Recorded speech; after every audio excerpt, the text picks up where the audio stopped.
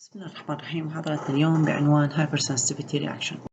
What is the hypersensitivity reaction? Hypersensitivity refers to the excessive damaging and sometimes fatal reactions produced by the normal immune system.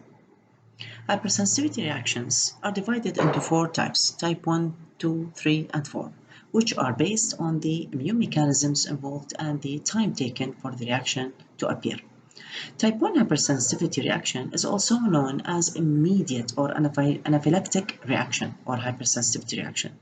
The reaction usually takes 15 to 30 minutes from the time of exposure to the antigen, which is called allergen, although sometimes it may be delayed or have delayed onset for 10 to 12 hours.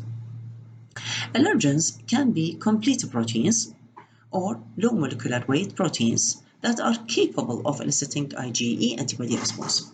The reaction may cause a range of symptoms from minor inconvenience to death. It may involve the skin, causing urticaria or eczema, eyes, causing conjunctivitis, nasopharynx, causing rhinitis, bronchopulmonary tissue, causing asthma, or may affect the gastrointestinal tract, causing gastroenteritis. The common allergens which can stimulate the type 1 hypersensitivity reaction may be plant pollens, house dust mites, animal products, fur and dander, fungi spores. Also foods such as eggs, milk, peanuts, and wheat also can stimulate type 1 hypersensitivity reaction.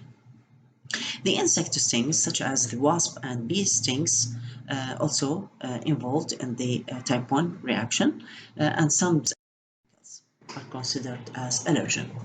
The mechanism of reaction involves the production of IgE antibody in response to the allergen or antigen. However, the IgE has a high affinity receptor on the mast cells and basophils, which are the primary cellular component in this reaction.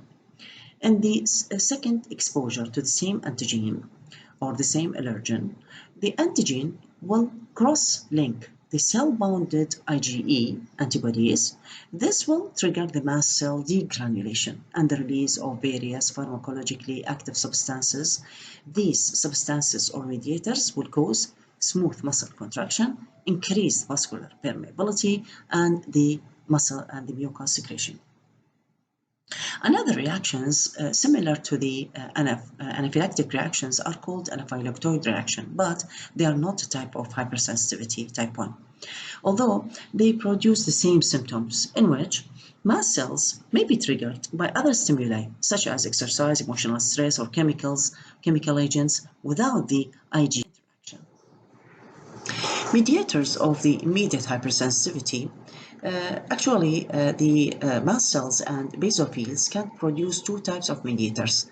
The first one is preformed mediators, which include substances in their granules, such as histamine, the eosinophilic chemotactic factor, the enzymes tryptase and kininogenase, which are the first mediators. The second mediators are the newly formed mediators, such as leukotrienes, prostaglandins, and the platelet activating factor. These are responsible for the damage caused by type 1 hypersensitivity reaction. Talking about the type 2 hypersensitivity, it is also called cytotoxic hypersensitivity reaction. The antigen in this case are normally endogenous, although the exogenous chemicals such as haptens can also be stimulators of type 2 hypersensitivity reaction. It can attach to the cell membrane and also lead to this reaction. What are the haptens? Haptens are small molecular weight antigens or small antigens with only single antigenic determinant area. They cannot stimulate the immune system by itself. It needs a carrier or it needs another adjuvant. The adjuvant or carrier in this case is the cells of the human body, which may be RBCs, white BCs, or platelets. So the type 2 hypersensitivity reaction may affect a variety of organs and tissues and causing different types of diseases or syndromes such as the drug-induced hemolytic anemia, granulocytopenia, or thrombocytopenic purpura are examples of the damage caused by type 2 hypersensitivity reaction. The reaction may take minutes to hours and is primarily mediated by antibodies, such as we say the IgG and IgM antibodies. Also, complement phagocytic cells, natural killer cells may can play an important role in the reaction or in the damage caused by this reaction. The cytotoxic reaction involves primarily either the combination of IgG or IgM antibodies with the antigen on the cell surface or tissue, or the adsorption, as we say, of the antigen or hapten to the tissue or cell membrane with subsequent attachment of antibodies to the adsorbed genes. So we have now antigens and antibodies. So how can the immune system damage the cells and tissues? The destructive process in type 2 include one of three.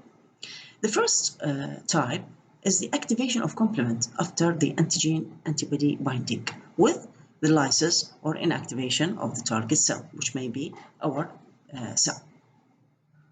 Phagocytosis of the target cell can occur with or without the complement activation after the antigen-antibody bonding. Lysis or inactivation of the target cell can take place by the natural killer cells by the process of antibody-dependent cell-mediated cytotoxicity. I mean, when the antigen enters inside the cell and adsorb or attach to the cell, then immunoglobulin G or IgG antibody will produce and attach to the cell, and in this case the natural killer cells will recognize this antigen-antibody complex and will lead to the lysis of the target cell.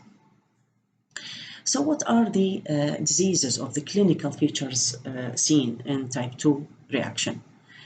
First of all, the hemolytic disease of the newborn, which is called the erythroblastosis fetalis, which is occurred due to the Rh incompatibility between the mother and the fetus.